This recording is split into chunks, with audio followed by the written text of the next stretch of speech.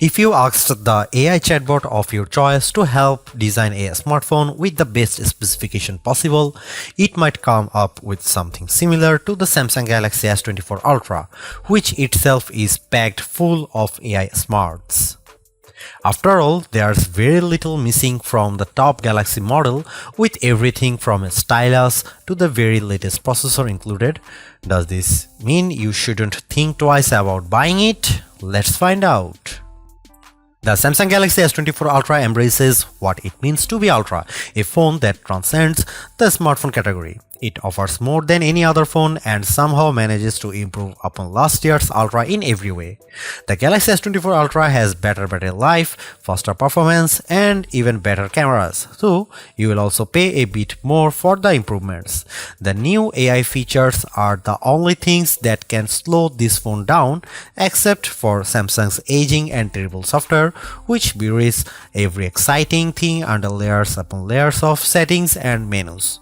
When you see the Ultra in action, it's worth the price, and some features are downright magical, but there's more room than ever for improvement at the top. The Samsung Galaxy S24 Ultra is more expensive at launch than last year's Ultra, and the difference is going to hurt more. The Galaxy S23 Ultra was already packed with features, and there's nothing so big and new in the Galaxy S24 Ultra. It just got a little bit better in a lot of ways. The real value could come down the road thanks to Samsung's promise to deliver 7 years of major Android and security updates. That length of long-term support was unheard of only last year, but now we have 7 years of support for the best Android phones, with Apple lagging behind offering only 5 years of support. Samsung can promise breathlessly, but until we get to year 7, we won't know if it will truly deliver. Apple has literally delivered on the long-term promise a dozen times already across a wide range of iPhones. Google and Samsung not once. There is already reason to be skeptical. Buried in Samsung's latest terms of service is a notice that the current slate of AI features may only remain free for a limited time. Frankly, we have no idea what that means, and it's too early to speculate. But it is weird in a way that seems like Samsung is building legal backdoors to weasel out of expectations. Apple doesn't do that, only time will tell if Samsung holds up.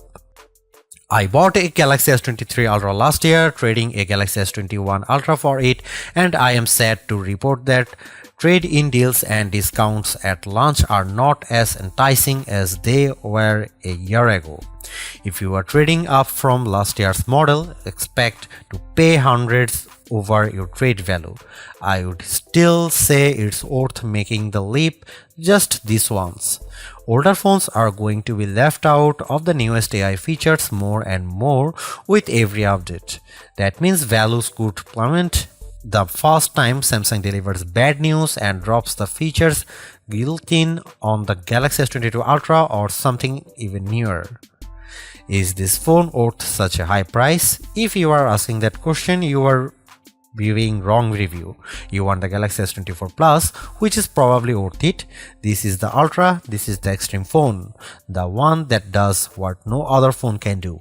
You can't put a normal price tag on Ultra, it doesn't fit. The Galaxy S24 Ultra is indistinguishable from the Galaxy S23 Ultra, which doesn't mean there are no differences, but rather the changes are inconsequential. The speaker grills are different, the microphones moved a bit, but mostly the new phone looks like the old phone. That's too bad, because while Samsung's Ultra phone oozes a certain refinement, it isn't very interesting at a glance. A deeper inspection is rewarding. The black glass is layers upon layers of metallic paint, which gives the phone an eerie depth, especially in the ghostly natural grey titanium finish. The violet finish is my favorite, with a great contrast against the polished metal. Samsung pays great attention to detail when it comes to color, materials, and finish. Each color has a subtly hued frame that complements the new Gorilla Glass armor pack. The titanium black is all black, while other color options age into warmer frame tones. Apple fans like to point out of the symmetry of their phone as a pinnacle of its design. Frankly, Samsung is more smart than symmetrical. I prefer having power and volume buttons on the same side. It means I don't fill my photo gallery with accidental screenshots every time I grab my phone. Like Apple, Samsung has opted for titanium on the frame this year, but it doesn't make as much difference as it does on my iPhone 15 Pro Max. The Pro Max managed to shed considerable weight this year versus last year, about half an ounce. The Galaxy Ultra, it's a single gram lighter at most. If you have never played with an Ultra, you really need to pick one up and pop the pen. Did you know the S Pen clicks? There is no reason for it. It could just pop out, spring-loaded, but instead the S Pen has a clicky top that is extremely satisfying. Oh, the S Pen is also motion sensing stylus with a Bluetooth camera remote button, but Samsung hasn't neglected the clicky top. Of course, the S Pen isn't just built for fun, it's one of the most surprisingly capable accessories ever. It is as precise as a professional drawing tool, not like a big, clumsy, rubber-tipped stylus that you can buy for an iPhone.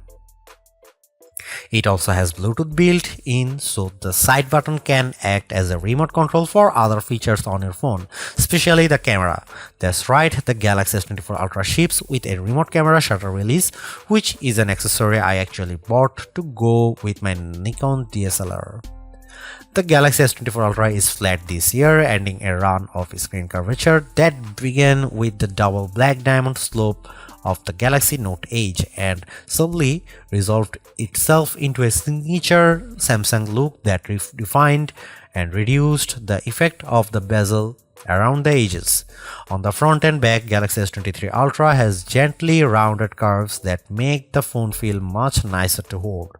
The Galaxy S24 Ultra is more sharp, and though it isn't uncomfortable, it feels conspicuously big. The display on the Galaxy S24 Ultra is excellent, as good as you'd hope to find on a premier smartphone. It's huge, bright and colorful, especially using the vivid color tone option. There are plenty of adaptations for this display, including adaptive brightness and color tones that measure ambient lighting and adjust the display to look its best. In bright outdoor light, the display can boost to a stunning 2600 nits, which isn't quite the brightest you can find, but you won't need any brighter.